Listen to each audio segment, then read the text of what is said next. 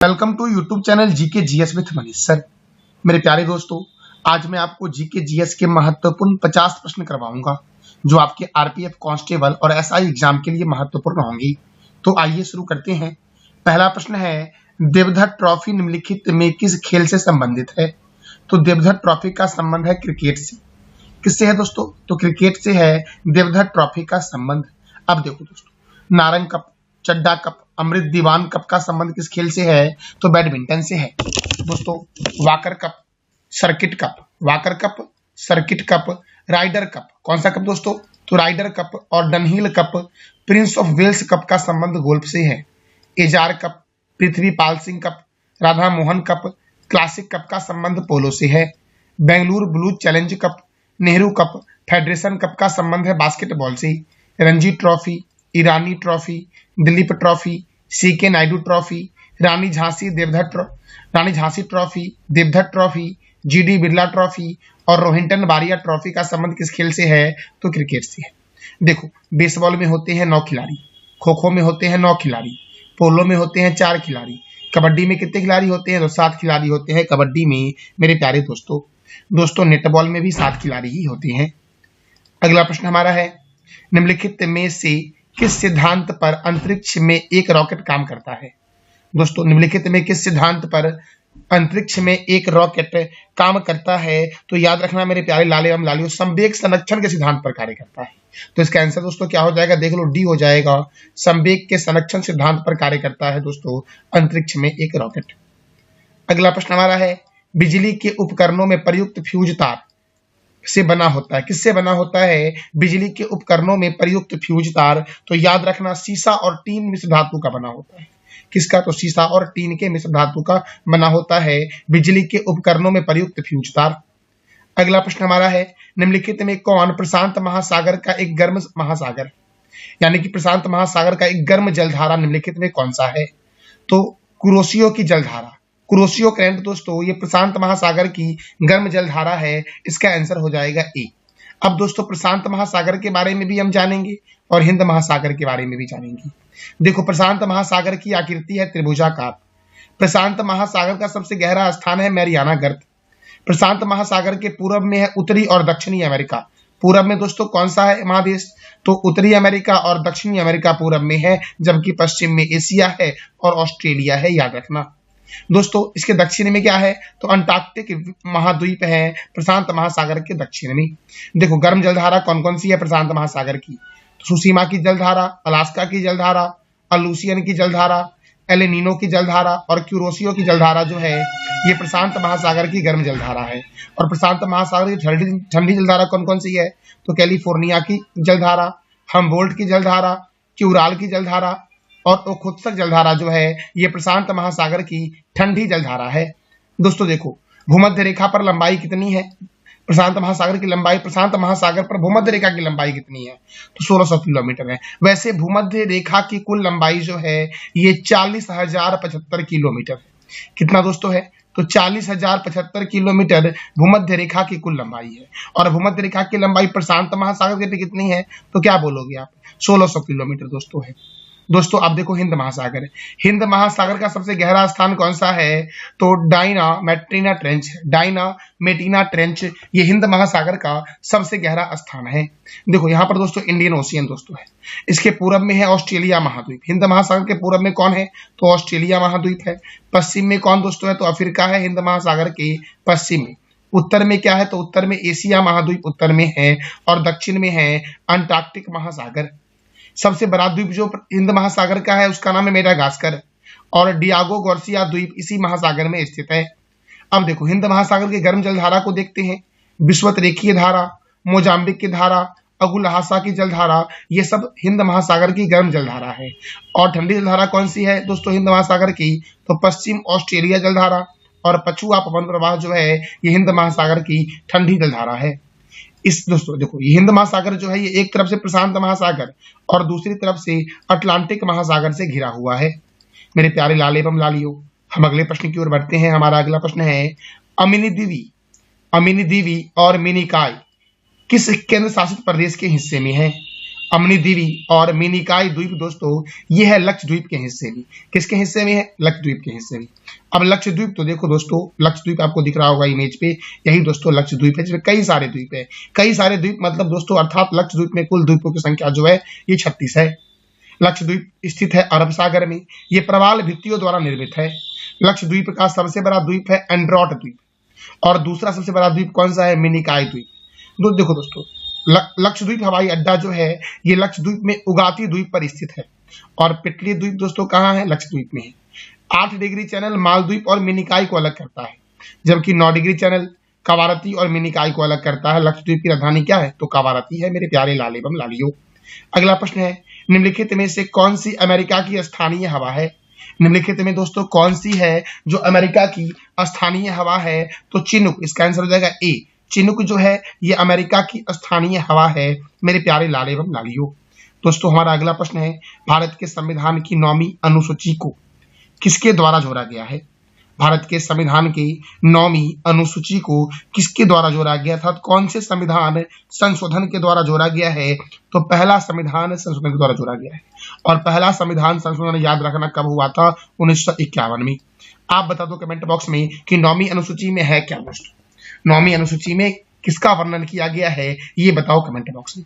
दोस्तों वर्तमान में जो अनुसूची की संख्या है वो कितनी है? 12 है। मूल संविधान में अनुसूची थे 8, वर्तमान में कितने हैं? 12 और पहला संविधान संशोधन के द्वारा 9वीं अनुसूची को ही जोड़ा गया था। अगला प्रश्न है, निम्नलिखित में से किस अधिनियम को मॉन्टेग्यू चेम्सफोर्ड सुधार के नाम से जानते हैं? निम्नलिखित में किस अधिनियम को मॉन्टेग्यू चेम्सफोर्ड सुधार के नाम से जानते हैं? तो 1919 के अधिनियम को दोस्तों भारत शासन अधिनियम या भारत सरकार अधिनियम 1919 के अधिनियम को दोस्तों जानते हैं मॉन्टेग्यू चेम्सफोर्ड सुधार के नाम से। अब देखो दोस्तों, भारत शासन अधिनियम 1919 को मॉन्टेग्यू चेम्सफोर्ड सुधार के नाम से क्यों जानते हैं? क्योंकि मॉन्टेग्यू जो थे वो भारत के राज सचिव थे और चेम्सफोर्ड जो थे वो भारत के वाइसराय थे। दोस्तों ये 1919 के अधिनियम में केंद्र में द्विसदनीय व्यवस्था को अपनाया गया। द्विसदनीय व्यवस्था मतलब दोस्तों एक तरफ राज्य परिषद आया और दूसरी तरफ केंद्रीय विधानसभा आया। भारत सचिव को अधिकार दिया गया कि वह भारत में महालेखा परीक्षक की नियुक्ति करे किस एक्ट के द्वारा? तो 1919 के एक्ट के द्वारा। संघ लोक सेवा आयोग की स्थापना हुई थी 1926 में, किस एक्ट के द्वारा हुआ? 1919 के एक्ट के द्वारा हुआ। सिख ईसाई यूरोपियों के लिए पृथक निर्वाचन के सिद्धांत का विस्तार हुआ 1919 के अधिनियम में। महिलाओं को वोट देने का अधिकार दिया गया और जब महिलाओं को वोट देने का अधिकार दिया गया उस समय इंग्लैंड के प्रधानमंत्री थे लॉर्ड जॉर्ज। साइमन आयोग, साइमन कमीशन 1928 में दोस्तों इसकी स्थापना हुई थी। सॉरी दोस्तों, साइमन कमीशन जो आया था भारत ये 1928 में आया और साइमन कमीशन की स्थापना कब हुई थी? तो 1927 में हुई थी साइमन कमीशन की स्थापना इंग्लैंड में और ये भारत कब आया था? 1928 में आया था साइमन कमीशन। अगला प्रश्न है दोस्तों कि 2000 के रुपए के नोट के पीछे की तरफ क्या छपा है? यानी कि 2000 के नोट पर दोस्तों क्या अंकित किया गया है? तो मंगलयान अंकित किया गया है। अच्छा 200 के नोट पर क्या अंकित किया गया है ये आप बताओ कमेंट बॉक्स में दोस्तों। दोस्तों मंगलयान को कब लॉन्च किया गया था अंतरिक्ष में ये बताना है आपको कमेंट बॉक्स में। अगला प्रश्न है, पंचायती राज किस संवैधानिक निर्देशों के तहत स्थापित किया गया है?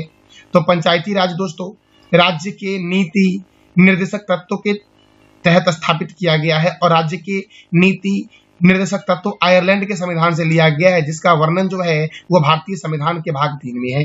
भारतीय संविधान के भाग 1 में संघ और राज्य क्षेत्र है, भाग 2 में नागरिकता है, भाग 3 में राज्य के नीति निर्देशक तत्व है, भाग 4 में दोस्तों मौलिक अधिकार है। भाग 4 में दोस्तों क्या है? मौलिक अधिकार। और 4 के क में क्या है मेरे प्यारे लाल एवं लाली हो? तो मौलिक कर्तव्य 4 के क में है। मौलिक अधिकार अमेरिका से लिया गया है और मौलिक कर्तव्य रूस के संविधान से लिया गया है और राज्य के नीति निर्देशक तत्व कहां से लिया गया है? तो आयरलैंड के संविधान से लिया गया है। मेरे प्यारे दोस्तों आप बता दो कमेंट बॉक्स में कि संविधान संशोधन की प्रक्रिया किस देश से ली गई है? हड़प्पा सभ्यता का सर्वाधिक मान्य प्राप्त काल है कौन सा? हड़प्पा सभ्यता का सर्वाधिक मान्य प्राप्त काल कौन सा है मेरे प्यारे दोस्तों? हड़प्पा सभ्यता का नाम है सिंधु घाटी सभ्यता भी दोस्तों इसका सर्वाधिक मान्य काल कौन सा है? तो 2500 से 1750 बीसी। ऑप्शन देखो दोस्तों, ऑप्शन बी में है आपका 2500 से 1750 बीसी दोस्तों। अगला प्रश्न हमारा है, सिंधु घाटी की सभ्यता में घोड़े के अवशेष कहां से मिले थे? तो सुरकोटदा से मिले थे घोड़े के अवशेष दोस्तों।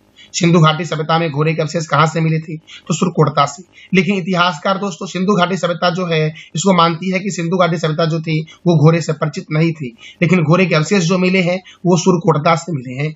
अगला प्रश्न है, हड़प्पा सभ्यता के अंतर्गत हल से जोते गए खेत का साक्ष्य कहां से मिला है? हड़प्पा सभ्यता के अंतर्गत हल से जोते गए साक्ष्य का जो प्रमाण मिला है वो कहां से मिला है? तो कालीबंगा से मिला है। और कालीबंगा किस राज्य में है ये आप बताओ कमेंट बॉक्स में, और किस नदी के किनारे है ये भी आपको बताना है कमेंट बॉक्स में दोस्तों आपको। मेरे प्यारे लाल एवं लालियो, अगला प्रश्न हमारा है मोहनजोदड़ो। दोस्तों मोहनजोदड़ो को किस अन्य नाम से भी जाना जाता है? मोहनजोदड़ो को किस अन्य नाम से भी जाना जाता है? तो मृतकों के टीला के नाम से जानते हैं मोहनजोदड़ो को। मोहनजोदड़ो सिंधु घाटी सभ्यता का एक स्थल है। दोस्तों सिंधु घाटी सभ्यता में सबसे पहला स्थल खोजा गया कौन सा था? तो हड़प्पा था। और दूसरा कौन सा था? मोहनजोदड़ो। हड़प्पा की खोज दोस्तों किसने की थी? ये आप बताओ कमेंट बॉक्स में। ये हड़प्पा जो है ये रावी नदी के किनारे है, इसकी खोज किसने की थी ये आपको बताना है कमेंट बॉक्स में। अगला प्रश्न है, पृथ्वी की आंतरिक संरचना के संबंध में सर्वाधिक महत्वपूर्ण जानकारी का स्रोत क्या है? तो ज्वालामुखी क्रिया दोस्तों। क्या है? ज्वालामुखी क्रिया से दोस्तों पृथ्वी के आंतरिक संरचना के संदर्भ में सर्वाधिक महत्वपूर्ण जानकारी मिलती है। अगले प्रश्न की ओर बढ़ते हैं। अगला प्रश्न है, मेंटल में निम्नलिखित में किस तत्व की प्रधानता होती है? मेंटल दोस्तों देखो दोस्तों, पृथ्वी जो दोस्तों है, पृथ्वी को 3 भागों में बांटा गया है। पृथ्वी के ऊपरी हिस्सा को कहा गया है क्रस्ट, बीच वाले हिस्सा को कहा गया है मेंटल, और नीचे वाले हिस्सा को कहा गया है क्रोड। देखो दोस्तों, तो क्रस्ट जो आपका है, क्रस्ट है ये सीमा दोस्तों, इसको सीमा कहते हैं, SIMA। तो मेंटल के बारे में पूछ रहा है दोस्तों, तो सिलिका और मैग्नीशियम होगा मेंटल दोस्तों। मेंटल में निम्नलिखित में किस तत्व की प्रधानता है? तो सिलिका और मैग्नीशियम की प्रधानता है मेरे प्यारे लाल एवं लालियों। अगला प्रश्न है, मोहे असंभवता स्थित है कहां दोस्तों? देखो असंभवता क्या होता है? देखो असंभवता, डिसकंटिन्यूटीज को अंग्रेजी में बोलते हैं, ये क्या होता है? तो देखो दोस्तों, ये हमारा पृथ्वी का मैंने एक हिस्सा लिया, ऊपर में क्या है? तो क्रस्ट है, नीचे में क्या है? मेंटल है।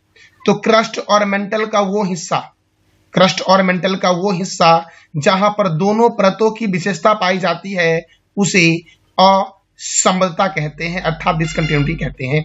तो मोहे असमता दोस्तों स्थित है, ये कहाँ स्थित है? ऑप्शन ए है क्रस्ट तथा मेंटल के बीच, ऑप्शन बी है ऊपरी मेंटल और निचली मेंटल के बीच, ऑप्शन सी है मेंटल और कोर के बीच, और ऑप्शन डी है मेरे प्यारे लाल एवं लालियों आंतरिक मेंटल और बाहरी मेंटल के बीच। तो आप इसका ऑप्शन दोस्तों टिक करोगे, ऑप्शन नंबर ए क्रस्ट और मेंटल के बीच के हिस्से को क्या कहा गया है? तो मोहे असमता।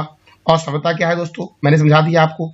अगला प्रश्न है, बलन क्रिया किसका परिणाम है? बलन क्रिया से किसका निर्माण होता है? ऐसे जानो दोस्तों, बलन क्रिया से किसका निर्माण होता है? तो पर्वतों का निर्माण जो होता है वो बलन क्रिया से होता है। पर्वतों का निर्माण किससे होता है? तो बलन की प्रक्रिया से जो होता है वो पर्वतों का निर्माण होता है। अगला प्रश्न है, गुटेनबर्ग असमता पृथ्वी के किन दो परतों के बीच को गुटेनबर्ग असमता कहते हैं? तो मेंटल और कोर के बीच को कहा गया है। मेंटल और कोर की जहां दोनों परतों की विशेषता पाई जाएगी उसे कहेंगे असमता, और मेंटल और कोर के बीच जो दोस्तों असमता का क्षेत्र है उसे कहा गया गुटेनबर्ग असमता। अभी मैंने तुरंत बताया आपको कि क्रस्ट और मेंटल के बीच जहां दोनों परतों की विशेषता पाई जाती है उसे क्या कहते हैं? तो इसका जवाब दे दो कमेंट बॉक्स में आप। अगला प्रश्न है, निम्नलिखित में कौन सा बृहत वृत्त का उदाहरण है? देखो मेरे प्यारे लाल एवं लालियों, ये हमारा पृथ्वी है और पृथ्वी पर कई सारे अक्षांश रेखा खींचे गए हैं। पृथ्वी पर कई सारे अक्षांश रेखा खींचे गए हैं, कई सारे अर्थात पृथ्वी पर जो अक्षांश रेखा की संख्या है वो है आपका 181। जो बीच में है इसका नाम दिया गया है 0 डिग्री अक्षांश रेखा, और ऊपर दोस्तों यहाँ पर 90 डिग्री आपका नॉर्थ हो जाएगा और नीचे हो जाएगा 90 डिग्री साउथ, 90 डिग्री नॉर्थ और 90 डिग्री साउथ। तो ऊपर में मैंने 90 रेखा खींचा 0 से लेकर के 90 तक, और यहाँ 0 से लेके 90 तक, 90 90 180 और 0 वाला एक जोड़ देना 181, अर्थात अक्षांश रेखा की संख्या जो है वो 181 है, और अक्षांश रेखा भी है और अक्षांश वृत्त भी है। लेकिन दोस्तों यहाँ थोड़ा बात याद रखना, एक बात कि अक्षांश रेखा की संख्या जो है वो 181 है, जबकि अक्षांश वृत्त की संख्या जो है वो 179 है। ऐसा क्यों? 2 कम क्यों रहा है? क्योंकि दोस्तों ध्रुव पर जो है वो वृत्त का निर्माण नहीं हो पाता है। तो प्रश्न क्या पूछा है, निम्नलिखित में कौन सा बृहत वृत्त का उदाहरण है? तो सबसे लंबा वृत्त जो दोस्तों है वो बीच वाला है, अब लंबाई भी देख लो उस तरफ भी होगी, तो इसका नाम है भूमध्य रेखा, और इसी को बोलते हैं विषुवत रेखा या 0 डिग्री अक्षांश रेखा। इस भूमध्य रेखा की लंबाई कितनी है? तो 40,075 किलोमीटर लंबाई कितनी है? 40,075 किलोमीटर लंबाई है। अगले प्रश्न की ओर बढ़ते हैं। ट्रॉपिक ऑफ कैंसर निम्न में क्या है? ट्रॉपिक ऑफ कैंसर को दोस्तों बोला गया है कर्क रेखा। ट्रॉपिक ऑफ कैंसर को बोलते हैं कर्क रेखा और ट्रॉपिक ऑफ कैप्रिकॉर्न को बोलते हैं मकर रेखा। तो ट्रॉपिक ऑफ कैंसर दोस्तों क्या है? देखो इमेज देख लो एक बार मेरे प्यारे लाल एवं लालियो। देखो बीच में दोस्तों आपका विषुवत रेखा जो पृथ्वी को 2 भागों में बांटती है। बीच में कौन सी रेखा? विषुवत रेखा। और विषुवत रेखा के ऊपर दोस्तों ऊपर जाएंगे तो उत्तर हो जाएगा, तो उत्तर में स्थित है कर्क रेखा। इसको बोला गया है 23.1/2 डिग्री उत्तरी अक्षांश रेखा। और मकर रेखा को बोला गया है 23.1/2 डिग्री दक्षिणी अक्षांश रेखा। तो इसका आंसर क्या हो जाएगा? सी हो जाएगा। 23.1/2 डिग्री उत्तरी अक्षांश रेखा कहते हैं कर्क रेखा को, अर्थात ट्रॉपिक ऑफ कैंसर को। अगले प्रश्न की ओर बढ़ते हैं मेरे प्यारे लाल एवं लालियो। अगला प्रश्न है, देखो धरातल पर 1 डिग्री अक्षांश की दूरी निम्नलिखित में किसके बराबर होती है? अर्थात दोस्तों 1 डिग्री अक्षांश के बीच की दूरी कितनी दूरी होती है? तो 111 किलोमीटर होती है। देखो मेरे प्यारे लाल एवं लालियो, ये हमारा पृथ्वी, और पृथ्वी पे दोस्तों अक्षांश रेखा की संख्या कितनी है? मैंने तुरंत बताया आपको अभी, आप बताओ कमेंट बॉक्स में। और जो अक्षांश रेखा है वो 1 डिग्री के अंतराल पर खींची जाती है। तो दोस्तों 0 से लेकर के मेरे प्यारे लाल एवं लालियो 0 से लेकर के 1 डिग्री तक जाएंगे तो इस दोनों के बीच की दूरी जो होगी वो कितनी हो जाएगी? तो इस दोनों के बीच की दूरी हो जाएगी 111 किलोमीटर। कितनी हो जाएगी? 111 किलोमीटर। यही पूछा है कि 2 अक्षांश के बीच की दूरी लगभग कितनी हो जाएगी? 111 किलोमीटर लगभग मेरे प्यारे लाल एवं लालियो। मेरे प्यारे दोस्तों हम अगले प्रश्न की ओर बढ़ते हैं। अगला प्रश्न है, भूमध्य रेखा के अतिरिक्त कौन सी अक्षांश रेखा पृथ्वी को 2 बराबर भागों में बांटती है? तो दोस्तों सिंपल आपका है कि पृथ्वी को 2 बराबर भागों में बांटती है कौन सी रेखा? तो भूमध्य रेखा बांटती है, या 0 डिग्री अक्षांश रेखा बांटती है, या दोस्तों कौन सी विषुवत रेखा बांटती है। तो देखो इसका आंसर क्या हो जाएगा दोस्तों? कोई भी अक्षांश नहीं, डी इसका आंसर हो जाएगा, क्योंकि पृथ्वी के बीचों बीच में जो रेखा खींची गई है उस रेखा को बोला गया है 0 डिग्री अक्षांश, या क्या बोला गया है? या बोला गया विषुवत रेखा, या बोला गया भूमध्य रेखा। तो यही रेखा पृथ्वी को उत्तरी गोलार्ध और दक्षिणी गोलार्ध में बांटती है। अगला प्रश्न है, देखो अक्षांश भूपृष्ठ पर भूमध्य रेखा के उत्तर या दक्षिण एक बिंदु के कोणीय दूरी है जो क्या कहलाती है? अक्षांश भूपृष्ठ पर मेरे प्यारे लाल एवं लालियो उत्तर तथा दक्षिण एक बिंदु की कोणीय दूरी है जो क्या है? तो जो दोस्तों भूमध्य रेखा से मापी जाती है। जो किससे मापी जाती है? भूमध्य रेखा से। तो इसका आंसर हो जाएगा बी।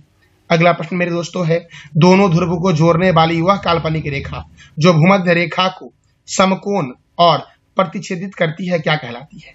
दोनों ध्रुवों को जोड़ने वाली वह काल्पनिक रेखा जो भूमध्य रेखा को समकोण पर प्रतिच्छेदित करती है क्या कहलाती है मेरे प्यारे लाल एवं लालियो? तो वो कहलाती है देशांतर रेखा। अब देखो दोस्तों कैसे, तो एक बार इमेज देख लेते हैं फिर से। ये हमारा पृथ्वी है, दोनों ध्रुव दोस्तों, दोनों ध्रुव के बारे में यहाँ चर्चा कर रहा है। तो 2 ध्रुव है, ऊपर में है नॉर्थ उत्तरी ध्रुव और नीचे में है साउथ पोल यानी कि दक्षिणी ध्रुव। और क्या बोला? वह काल्पनिक रेखा जो भूमध्य रेखा को समकोण पर प्रतिच्छेदित करती है।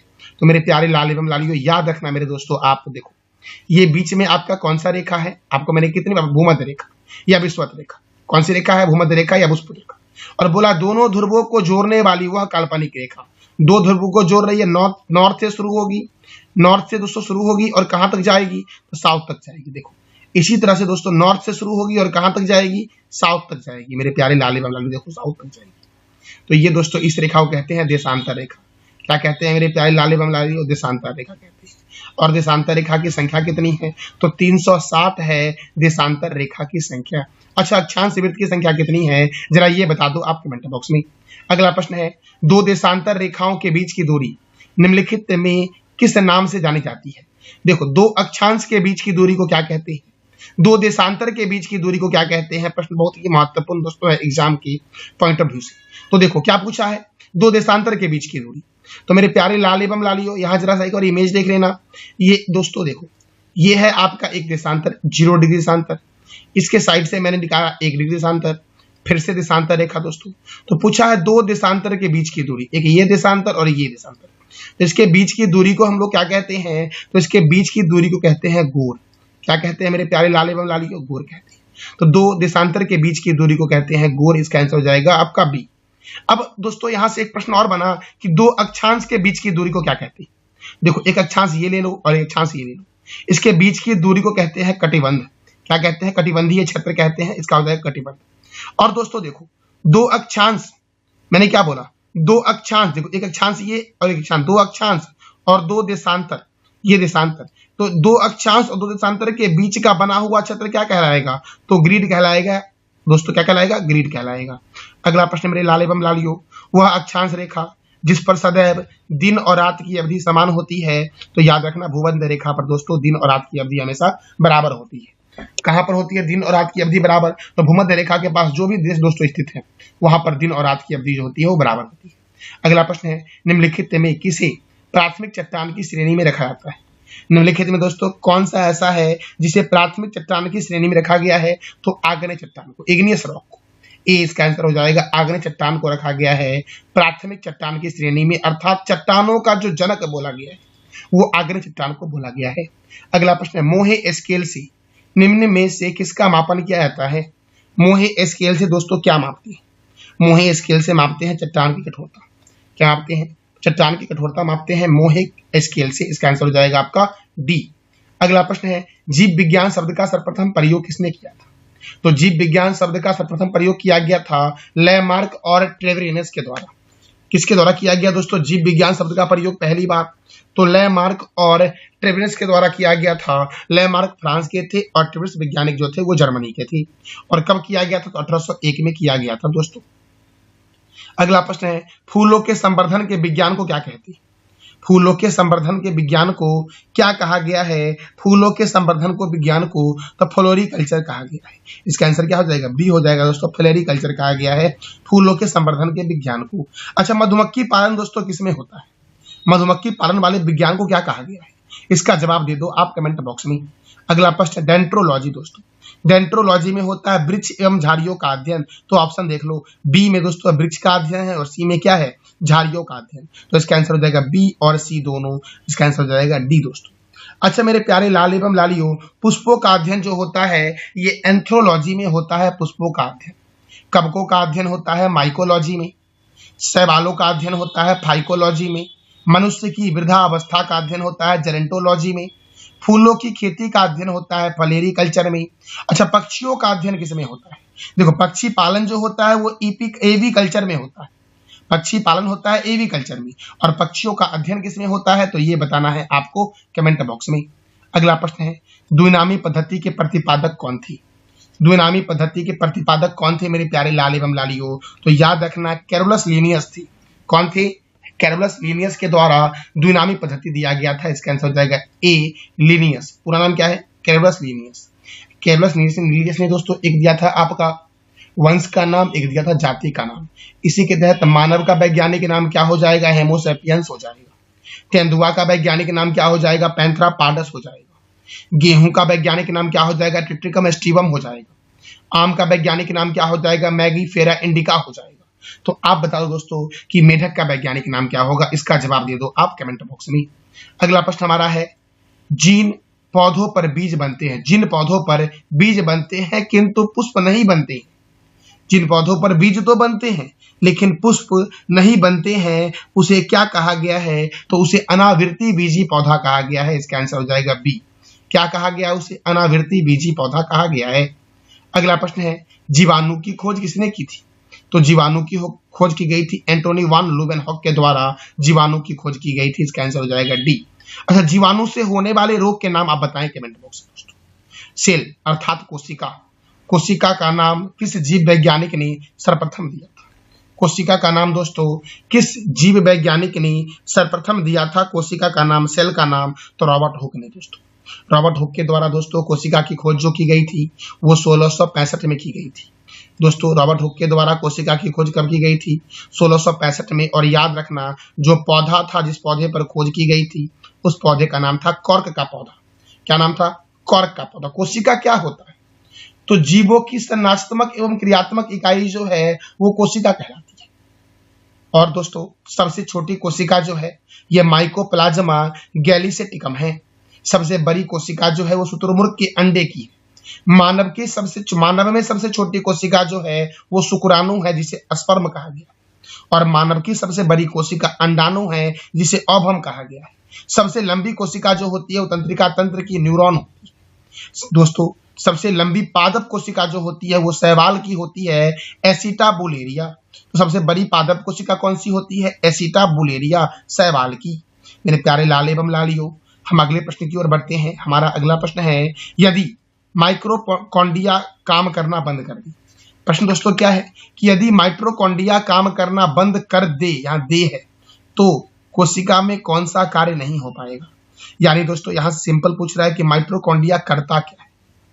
दोस्तों, माइटोकॉन्ड्रिया को कहा गया है कोशिका का पावर हाउस, और ये श्वसन क्रिया को संपादित करता है। क्या करता है? श्वसन क्रिया को संपादित करता है। तो इसका आंसर हो जाएगा बी, भोजन का ऑक्सीकरण दोस्तों बंद हो जाएगा। क्या हो जाएगा आंसर इसका? बी हो जाएगा। माइटोकॉन्ड्रिया की खोज की गई थी अल्टमैन के द्वारा 1886 में। माइटोकॉन्ड्रिया को बोला गया है कोशिका का पावर हाउस, और इसका मुख्य कार्य क्या है? तो श्वसन क्रिया को संपादित करना माइटोकॉन्ड्रिया का मुख्य कार्य है। अगला प्रश्न है, कोशिका का ऊर्जा गृह यानी कि कोशिका का पावर हाउस किसे कहा गया है? तो मैंने तुरंत बताया आपको कि माइटोकॉन्ड्रिया को कहा गया है कोशिका का पावर हाउस। अच्छा, राइबोसोम की खोज किसने की थी? तो पैलेट ने की थी। राइबोसोम की खोज किसने की थी दोस्तों? पैलेट ने की थी। राइबोसोम को बोला गया है प्रोटीन की फैक्ट्री। अगला प्रश्न है, चाकू से काटे जा सकने वाली धातु कौन सी है?